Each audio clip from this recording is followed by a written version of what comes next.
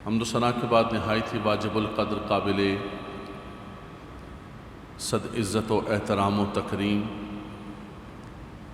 سامعین کرام، ناظرین کرام، اللہ تبارک و تعالیٰ کے حبیب صلی اللہ تعالیٰ علیہ وسلم کو اللہ تعالیٰ نے اپنے فضل سے، اپنی رحمت سے لین اور نرم بنایا۔ حضور رحمت للعالمین اور عقائد و جہاں صلی اللہ تعالیٰ علیہ وسلم کو اللہ تبارک و تعالیٰ نے نرمی عطا فرمائی،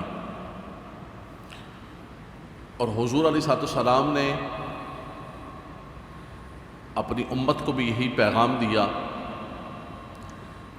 اپنی امت کو بھی یہی سبق دیا کہ امت عاجزی اور انکساری اختیار کرے۔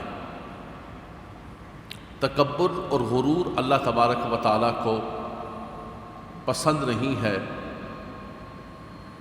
اللہ تبارک و تعالیٰ کو عاجزی اور انکساری پسند ہے کہ اس کا بندہ اس کی بارگاہ کے اندر بھی عز و انکسار کرے،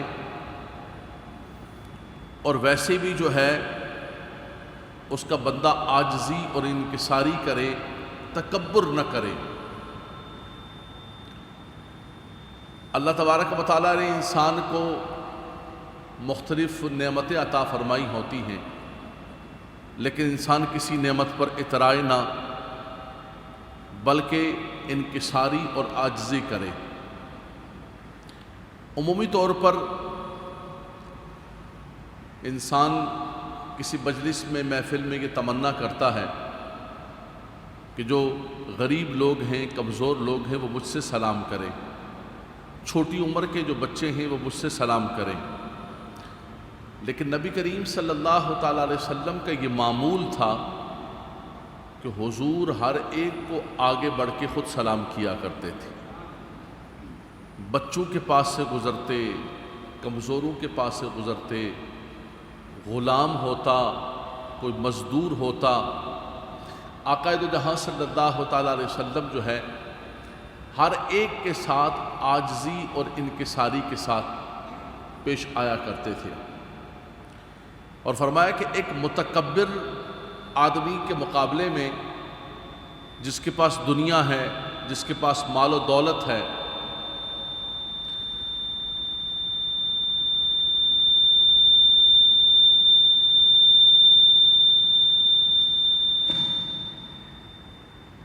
درود پاک پڑھی۔ اللہم صلی علی سیدنا مولانا محمد و علی سیدنا مولانا محمد و بارک وسلم۔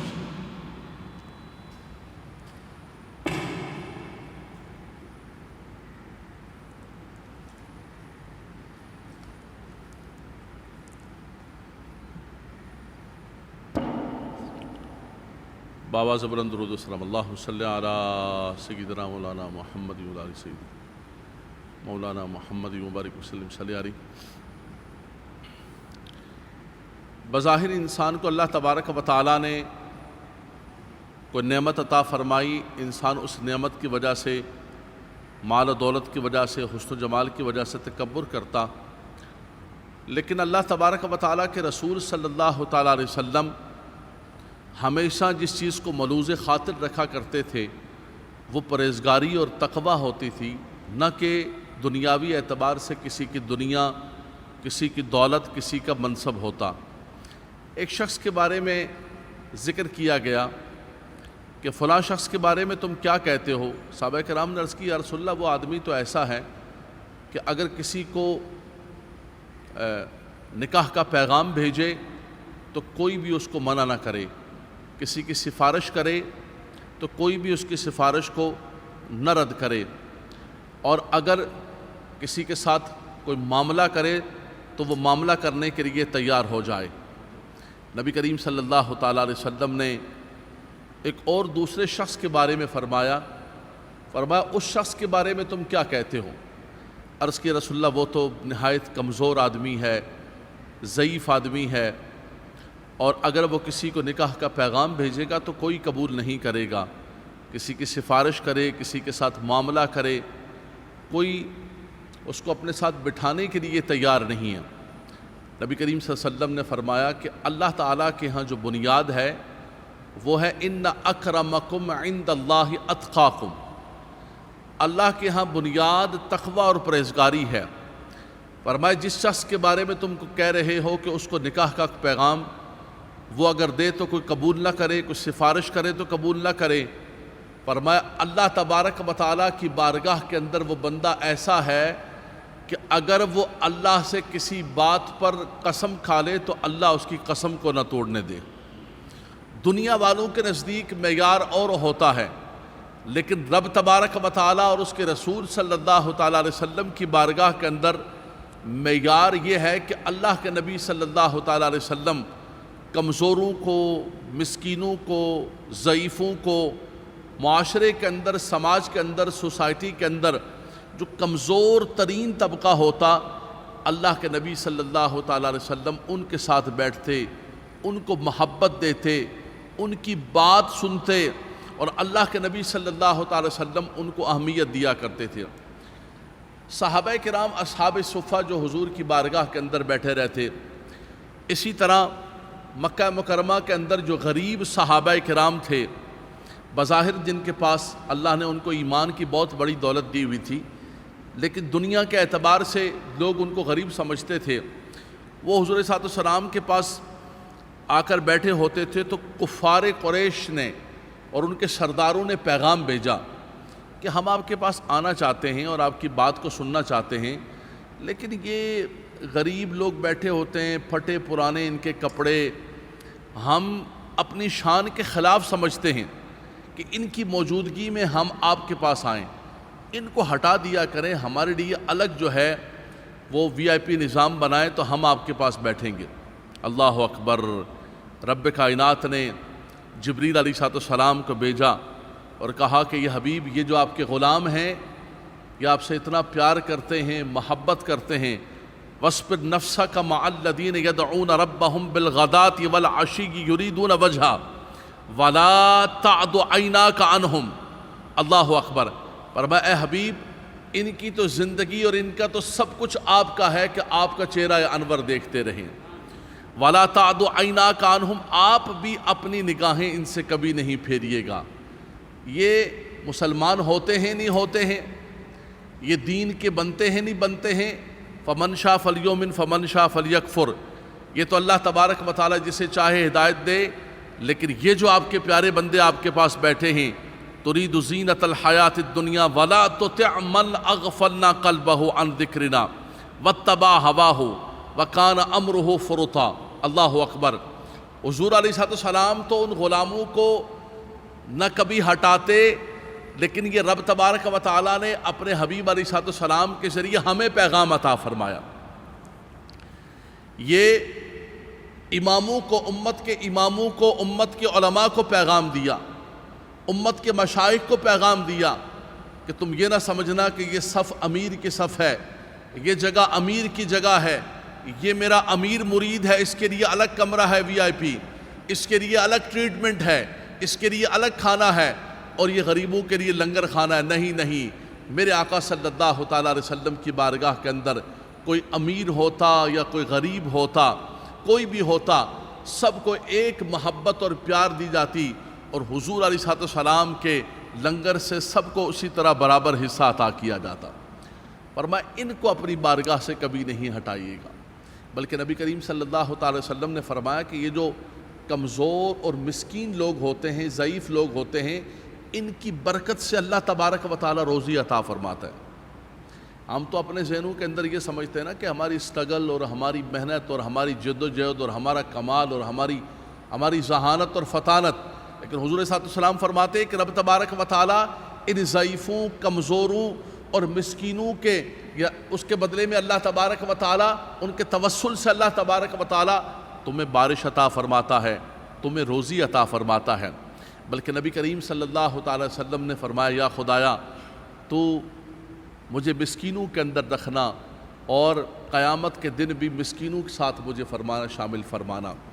سیدہ ام المومنین عائشہ صدیقہ رضی اللہ تعالی عنہا فرماتی ہے کہ نبی کریم صلی اللہ علیہ وسلم نے ایک مرتبہ احد پہاڑ کی طرف اشارہ کر کے کہا، فرمایا عائشہ میں چاہوں تو یہ جو احد پہاڑ ہے یہ سونے کا بن کے میرے ساتھ چلے۔ مجھے اللہ تبارک و تعالیٰ نے وہ اختیار و قوت عطا فرمائی، لیکن فرمایا کہ میں یہ نہیں چاہتا ہوں، میں چاہتا ہوں کہ میں اللہ کا عاجز بندہ بن کے رہوں، ایک وقت کھاؤں اور ایک وقت اللہ تبارک و تعالیٰ سے مانگوں، قناعت کروں۔ فرمایا کہ میں اسی پر خوش ہوں، اور میں اللہ کی بندگی اور رب تبارک و تعالیٰ کی جو عبودیت ہے اس پر میں خوش ہوں۔ معراج کی رات بھی اللہ تبارک و تعالیٰ نے جب اپنے محبوب علیہ السلام کو کمالات عطا فرمائے، مراتب عطا فرمائے، منزلیں عطا فرمائیں، تو حضور علیہ السلام نے وہاں بھی عاجزی انکساری کرتے ہوئے عرض کی کہ خدایا التحیات للہ والصلوات والطیبات، میری یہ عاجزیاں، میری یہ انکساریاں، یہ عبادتیں، یہ نذارشیں خدایا سب تیری بارگاہ کے اندر میں عاجزی کے ساتھ پیش کرتا ہوں، اور خدایا میں چاہتا ہوں کہ میں تیرا بندہ بن کر رہوں، تیرا عاجز بندہ بن کے رہوں، عاجز اور کمزور بندہ بن کے رہوں۔ رب تبارک و تعالیٰ نے معراج کے ذکر کے اندر اپنے حبیب کے اسی کمال عبدیت کا ذکر فرمایا کہ سبحان الذی اسری بعبدہ لیلا من المسجد الحرام الی المسجد الاقصی، پاک ہے وہ ذات جو لے گیا اپنے بندے کو، اس لیے کہ حضور چاہتے یہ تھے کہ مجھے عبدیت سے یاد کیا جائے۔ فرمایا مجھے عبدیت اور مجھے عاجزی اور انکساری پسند ہے۔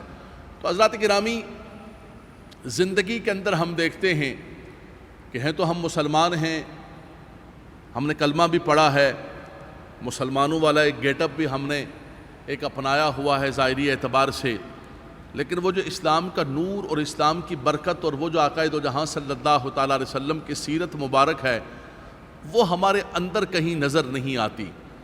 وہ اسلام کا نور نہ ہمارے دلوں میں، نہ ہمارے گھروں میں، نہ ہماری زندگیوں میں، نہ ہمارے بازاروں کے اندر ہے۔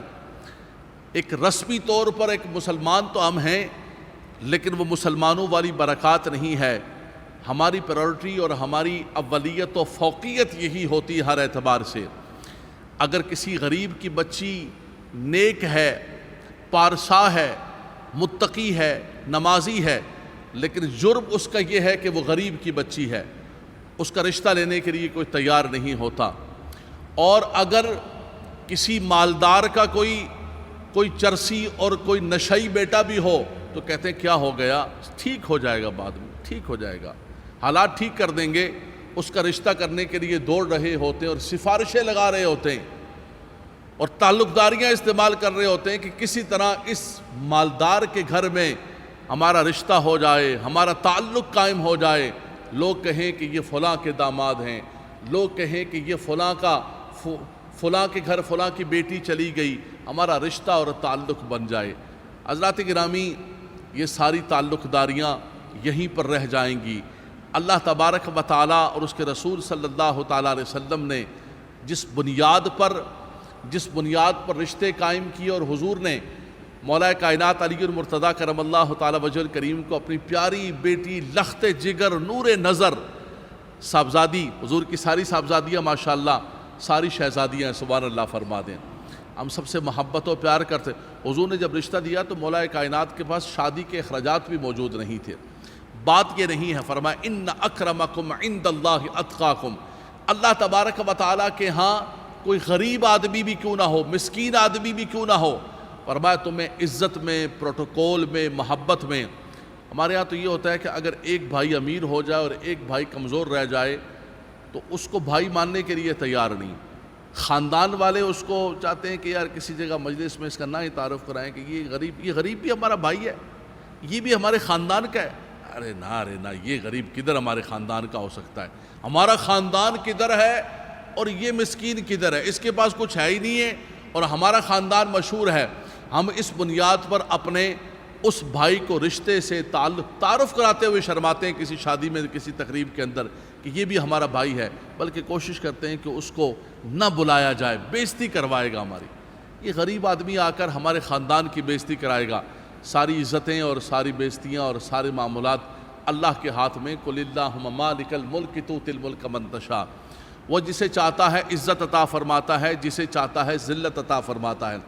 لیکن جو حضور کی تعلیمات ہیں، جو اللہ کے نبی صلی اللہ تعالیٰ علیہ وسلم کا سبق ہے، جس سبق کو آج ہم بھلا بیٹھے ہیں کہ حضور حضور علیہ السلام کے کوئی کمزور صحابہ ہوتے مالی اعتبار سے یا کوئی بھی ہوتے، میرے آقا صلی اللہ تعالیٰ علیہ وسلم سب کو وہی عزتیں دیتے تھے، سب کو وہی پروٹوکول دیتے تھے، سب کو وہی احترام دیتے تھے۔ آج جو ہماری سوسائٹی اور ہمارے معاشرے سے نکل گیا، اور سوسائٹی سے اوپر اگر چلے جائیں، بین الاقوامی سطح پر جو مسلمان ممالک ہیں، اپنے آپ کو مسلمان کہتے ہیں، مسلمانوں کا میں نے کہا کہ گیٹ اپ ہم نے اوڑا ہوا ہے، لیکن اسلام ان کے اندر کیا دور دور تک ان کے پاس سے نہیں گزرا۔ ان کے نزدیک صرف دنیا اور دولت اور بزنس، اور کہاں پر ہمارا تیل بکے گا، تیل کی مارکیٹ کدھر ہے، کون ظالم ہے، کون چور ہے، کون ڈاکو ہے۔ ارے نا چھوڑو یہ سارے کے سارے، یہ پرانی باتیں ہیں، دقیانوسی باتیں ہیں۔ کوئی ظالم ہے، قاتل ہے، ہم اس کے گلے کے اندر بھی عزتوں کا اور اعزازات کا ہار ڈالیں گے اگر وہ ہمارا بزنس پارٹنر ہے، اور اگر وہ ہمیں کمائی کر کے لا کے دیتا ہے۔ مولانا صاحب کیسی باتیں کر رہے ہیں۔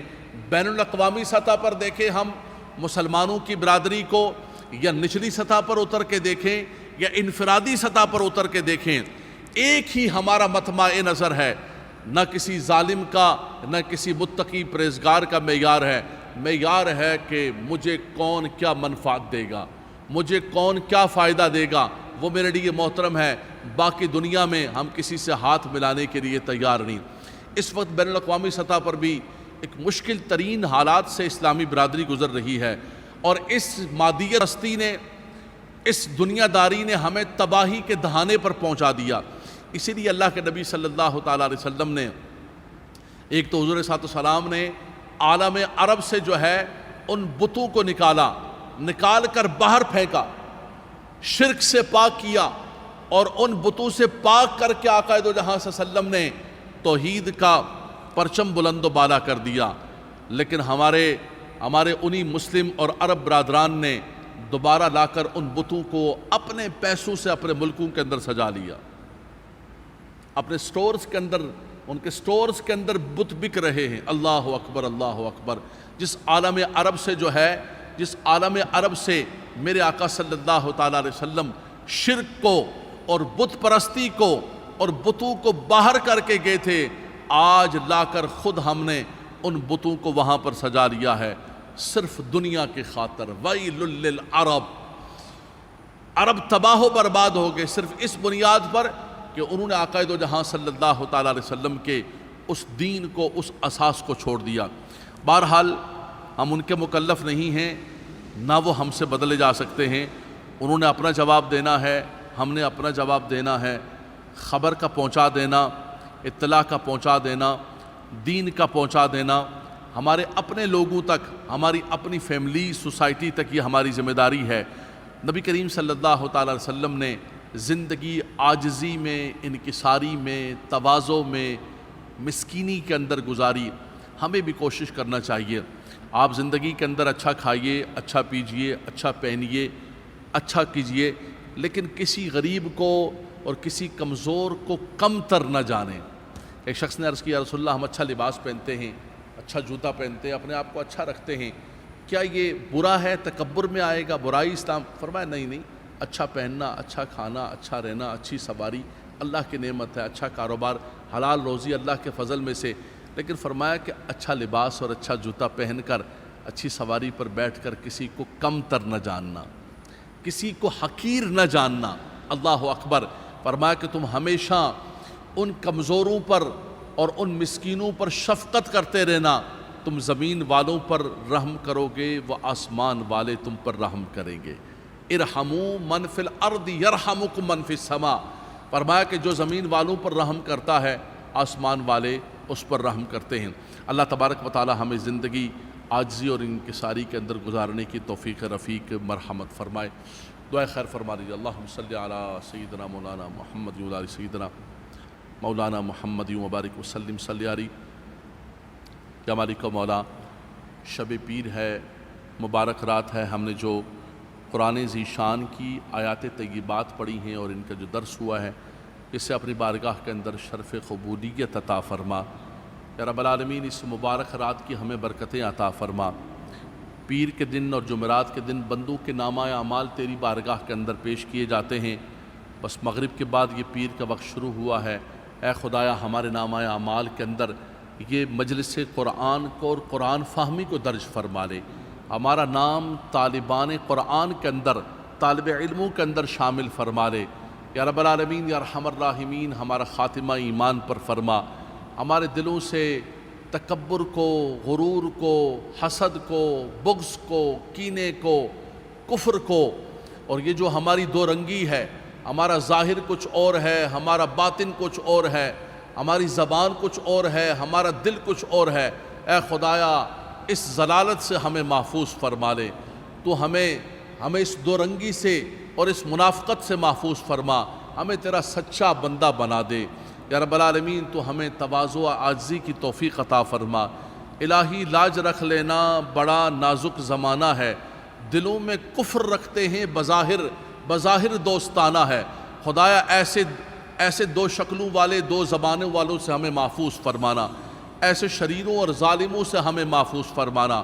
ادفع شر کل شریر، کل حاسد، کل فاسد، کل ظالم، اجعلہم مشغولین بانفسہم فقطع دابر القوم الذین ظلموا والحمد للہ رب العالمین۔ فاللہ خیر حافظا وهو ارحم الراحمین برحمتک یا